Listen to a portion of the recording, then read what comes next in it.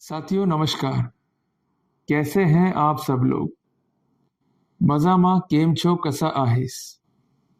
मेरा नाम है डॉक्टर जिनेश सोनी। मैं पेशे से एक एडवोकेट हूँ। कई बार क्वेरी आती है आपकी कि हमारा अगर किसी से मौके पर झगड़ा हो जाए और हम कोई एक्ट करें जिसके कॉन्सिक्वेंटल में अगले को इंजरी कॉज हो जाए या इस बात की संभावना भी है कि अगले की मृत्यु कॉज हो जाए, तो क्या ऐसे सिनेरियो में राइट टू प्राइवेट डिफेंस के आधार पर जो प्रतिरक्षा है कानून में उसको अवेल कर सकते हैं अथवा नहीं? साथियों, इस बिंदु को समझना है तो हमें रिसेंट जजमेंट जो है ऑनरेबल सुप्रीम कोर्ट का देखना होगा। जजमेंट का नाम है राकेश दत्त शर्मा बनाम state of Uttarakhand. Petition number है 1461/2012। निर्णय है ऑनरेबल सुप्रीम कोर्ट का जिसका डेट है 10/9/2025। इस मामले में जो आरोपी था उस पर मुकदमा चला धारा 302 आईपीसी के तहत। ट्रायल कोर्ट ने कन्विक्ट कर दिया और पनिशमेंट दिया सेंटेंस फॉर लाइफ इम्प्रिजनमेंट। इन्होंने अपील किया हाई कोर्ट में, सफलता नहीं मिली और हाई कोर्ट ने भी जो सेंटेंस था उसको कंफर्म कर दिया। मामला जो है ऑनरेबल सुप्रीम कोर्ट में गया और सुप्रीम कोर्ट से इनको राहत मिली।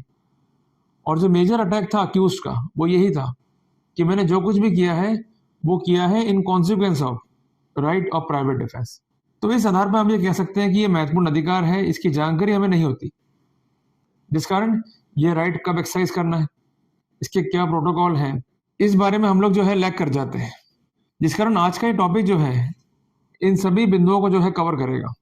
तो अगर आप चाहते हैं अपनी इंफॉर्मेशन को अपडेट करना तो एक नोटबुक लेके बैठिए, एक पेन लेके बैठिए, जो कुछ बता रहा हूँ उसको नोट डाउन करते हुए चलिए।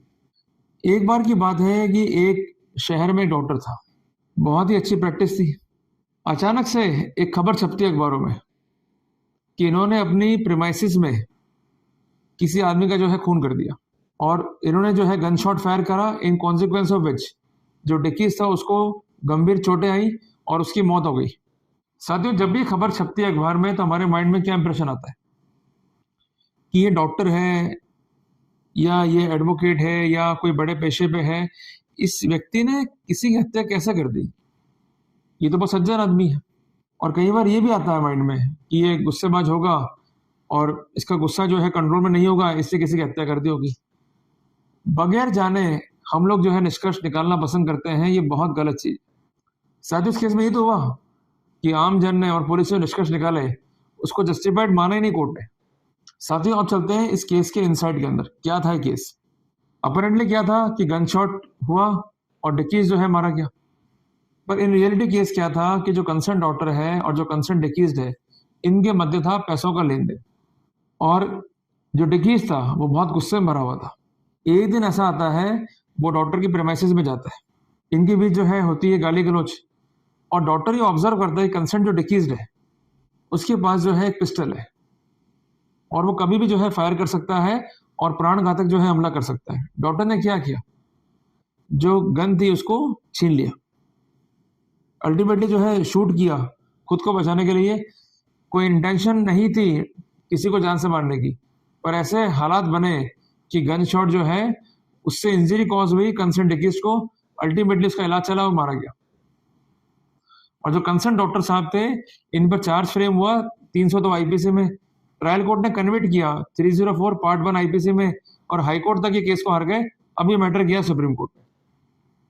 इनका दो ही अटैक था। सबसे पहली बात कि मैंने जो कुछ भी किया वो किया है in consequence of right of private defence, ये मेरा वैधिक अधिकार है और इसको एक्सरसाइज करने के लिए मुझे कोई भी अर्थमेटिक कैलकुलेशन नहीं करनी है, ये इनका तर्क था। अगर ऐसा मैं करता तो मैं ये राइट को एक्सरसाइज कर ही नहीं पाता। इनका कहना यह था कि जो नेचर ऑफ इंजरी है it is totally insignificant to exercise the right of private defence.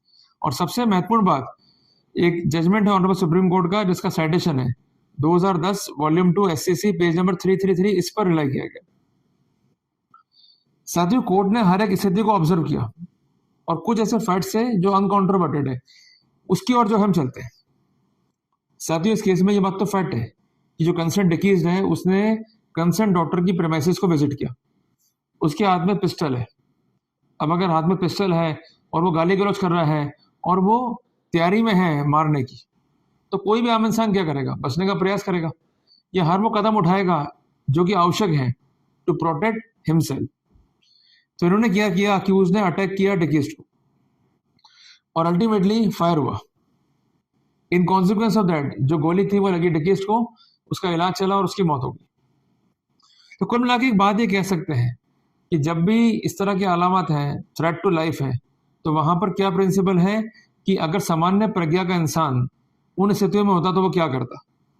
When attack is to be done by a person who is armed with a pistol and when he inter alia come to the place of accused, in that scenario there is no way for the accused to apply to exercise the right of private defense।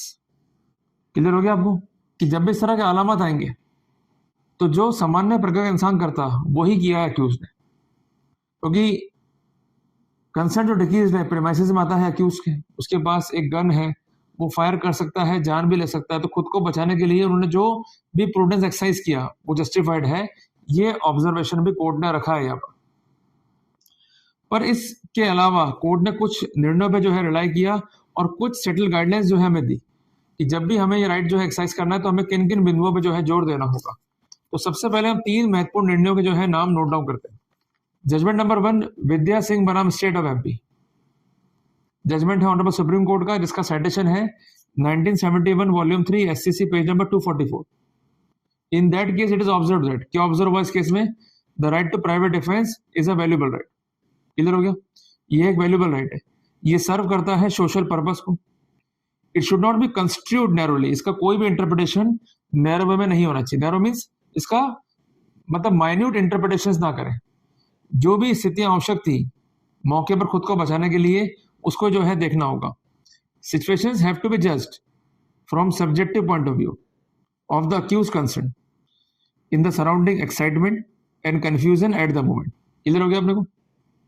एक छोटा सा अपन उदाहरण लेते हैं। मान लीजिए कि डिकीज या कोई व्यक्ति जिसको इंजरी कॉज हुई है वो सामने से आ रहा है और उसके हाथ में कोई भी जो है हथियार नहीं है और वो आकर जो है गाली गलौज करता है आपको। आपने क्या किया? आपके पास एक पिस्टल है, आपने उसको फायर कर दिया। यहां पर आपने क्या किया कि जो फोर्स आपको एक्सरसाइज करना था उससे अधिक फोर्स जो है आपने एक्सरसाइज कर दिया। राइट टू प्राइवेट डिफेंस का अधिकार नहीं मिलेगा, पर उसके हाथ में पिस्टल है, बचने के लिए आपने काउंटर में जो है फायर करा, यहां पर जस्टिफाइड है। जो फोर्स वो एक्सरसाइज करने वाला था, क्लियर है, या कर सकता था, उसके एंटिसिपेशन में अगर आपने प्रतिकार स्वरूप उतना ही फोर्स यूज किया है, देन इट इज जस्टिफाइड। यही फॉर्मूला है प्राइवेट डिफेंस का। एक महत्वपूर्ण जजमेंट है जयदेव बनाम स्टेट ऑफ पंजाब का, जिसका साइटेशन है AIR 1963 supreme court page number 612, जिसमें यह हेल्ड किया गया है to exercise right of private defence there must be reasonable apprehension of threat. Clear हो गया?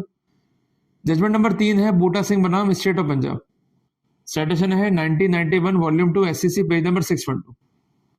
अब आते हैं कुछ महत्वपूर्ण प्रिंसिपल्स पे जो कि हमें ध्यान में रखने हैं जब कभी भी हम लोग आर्ग्यू कर रहे हैं राइट ऑफ प्राइवेट डिफेंस को। Number 1, self preservation. ये आप जो है नोट डाउन कर लीजिए। खुद को बचाना ये बेसिक ह्यूमन नीड है और ये नीड जो है रिकॉग्नाइज्ड है even by criminal jurisprudence of all the civilised society, जिस कारण से ये लोग रिकॉग्नाइज करते हैं राइट ऑफ प्राइवेट डिफेंस को विद सर्टेन रीजनेबल लिमिटेशंस। इधर हो गया? मतलब राइट एब्सोल्यूट नहीं है, कुछ लिमिटेशंस है, बट ये राइट जो है रिकॉग्नाइज किया गया। पॉइंट नंबर 2 है the right of private defence is available only to one who is suddenly confronted with the necessity of averting an impending danger and not of self creation। कि ऐसे अलामत होने चाहिए जिसमें इस राइट को एक्सरसाइज करने के अलावा कोई भी विकल्प नहीं बचता है, तब ये राइट जो है जस्टिफाइड होगा, अदरवाइज जस्टिफाइड नहीं होगा। मैंने आपको उदाहरण दिया भी है कि कोई आपको मारने आ रहा है, उसके हाथ में हथियार नहीं है और आपके पास जो है बंदूक है और आपने कंसर्न जो बंदूक है या गन जो है उसको फायर कर दिया, उसकी मृत्यु हो गई, तो आपने अपना फोर्स जो है वो एक्सीड कर दिया है। यहाँ पर वो राइट का जो बेनिफिट है आपको नहीं मिलेगा। पर यही उसके पास ही बंदूक है, आपको मार सकता है, आप निहत्ते हैं, बंदूक आपने छीनी और अल्टीमेटली उसको जो है मार भी दिया, तो यहाँ पर एक्सरसाइज जो है वो जस्टिफाइड है। क्लियर हो गया अपने को? तो रिक्वायरमेंट क्या है कि there should be the danger. Clear है? और ऐसा डेंजर अगला क्रिएट करे, आपके द्वारा डेंजर जो है क्रिएट नहीं होना चाहिए। तीसरी बात है कि अ mere reasonable apprehension is enough to put the right of private defense in operation। यहाँ पर रिक्वायरमेंट नहीं है कि क्राइम जो है एक्चुअल कमिट हो। क्लियर हो गया? इसके अलावा नेचर ऑफ इंजरी जो है इट इज टोटली इनसिग्निफिकेंट। ये पॉइंट नंबर 4 है। पॉइंट नंबर 5 को आप नोट डाउन कर लीजिए। The right of private defence commences as soon as reasonable apprehension comes into motion. छठी बात यह है, it is unrealistic to expect a person under assault to modulate his defence step by step with any arithmetical calculation. की अपेक्षा नहीं है कि आप अर्थमेटिकल कैलकुलेशन करें to exercise the right of private defence. अगर आपको डेंजर है, उससे आपको काउंटर करना है, तो जो भी आवश्यक स्थितियां हैं उसको आप एक्सरसाइज करें। पर ये ध्यान रखिएगा कि जितना गलत कार्य अगला कर रहा है उसको प्रतिकार करने के लिए आप उससे अधिक फोर्स जो है यूज में नहीं ले सकते। अगर आप लेंगे तो आप पर जो है लायबिलिटी बनेगी और कोई बेनिफिट जो है आपको इस राइट का नहीं मिलेगा। अब आते हैं अगले पॉइंट की तरफ, पॉइंट नंबर 7 पे। In private defence force use by the accused ought not to be wholly disproportionate or much greater than required for protection of person or property। ये पॉइंट मैंने आपको ऑलरेडी एक्सप्लेन कर भी दिया है कि जितना फोर्स अगला एक्सरसाइज कर रहा है उतना आपको एक्सरसाइज करना है। अपना फोर्स जो है आपको एक्सीड नहीं करना है टू प्रोटेक्ट योर पर्सन और प्रॉपर्टी। अगला पॉइंट है point number 8। Even though accused never plead self defence the court में कंसीडर सेट प्ली। अगर ये प्ली अक्यूज ने प्लीड भी नहीं करी है, अगर इस तरह के अलामत हैं जस्टिफाई कर रहे हैं प्राइवेट डिफेंस को, तो कोर्ट ऐसी स्थितियों का संज्ञान ले सकता है। अब आते हैं अगले पॉइंट की तरफ, पॉइंट नंबर 9 पे। The accused is not required to prove the right of private defence beyond the reasonable doubt. एक बात ध्यान रखिएगा कि जब भी हम ये राइट प्लीड करेंगे तो हमको ये अधिकार प्रूव नहीं करना है बियॉन्ड द रीजनेबल डाउट। तो फॉर्मूला क्या होगा? We have to put the circumstances that may probabilise our scenario. ठीक है जी। अब आते हैं अगले पॉइंट की तरफ, पॉइंट नंबर 10 पे। द आईपीसी और BNS confer right to private defence. की जो आईपीसी और बीएनएस है वो कन्फर करता है राइट टू प्राइवेट डिफेंस को, पर इसके लिए शर्त क्या है? Only when the alleged act to be encountered is unlawful और रॉन्गफुल। कि जो भी एलिज एक्ट है अगर वो रॉन्गफुल है या अनलॉफुल है तभी आपको मिलेगा राइट टू प्राइवेट डिफेंस। मान लीजिए आपको अरेस्ट करने आ रहे हैं पुलिस वाले, क्लियर है, वो फोर्स एक्सरसाइज कर रहे हैं, अब काउंटर में आपने मारपीट कर ली, तो यहाँ पर प्राइवेट डिफेंस का अधिकार नहीं मिलेगा क्योंकि उनका एक्ट जो है वो लॉफुल है। एलिज एक्ट मस्ट बी अनलॉफुल और रॉन्गफुल। ये बात जो है आप नोट डाउन कर लीजिए। अब आते हैं अगले पॉइंट की तरफ, पॉइंट नंबर 11 पे। A person who is exercising the right must be in imminent and reasonable danger of losing his life or limb and may exercise the right of self-defense to inflict any harm extending to that on his assailant when the assault is attempted or threatened। कि जब भी right जो है exercise करना है तो there must be imminent danger of life और limb. ये राइट किसी भी हद तक जो है एक्सरसाइज किया जा सकता है, इंजरी के साथ साथ डेथ भी जो है कॉज कर सकते हैं असैलेंट की, पर शर्त ये है कि there must be the reasonable apprehension of assault or the circumstances are like that। अगर इस तरह की अलामत नहीं है और आपने खुद ने जो है अलामत क्रिएट करे हैं तो आप अपने रॉन्गफुल एक्ट का बेनिफिट नहीं ले सकते। क्लियर हो गया अपने को? तो मैं उम्मीद करता हूं कि मैंने आपको आज के टॉपिक के माध्यम से राइट टू प्राइवेट डिफेंस, उसके जो बेसिक प्रिंसिपल्स हैं और जो जजमेंट है इस बिंदु पे वो मैंने आपको एक्सप्लेन किए। जल्दी मिलेंगे एक नए टॉपिक के साथ। टिल देन जय हिंद, जय भारत।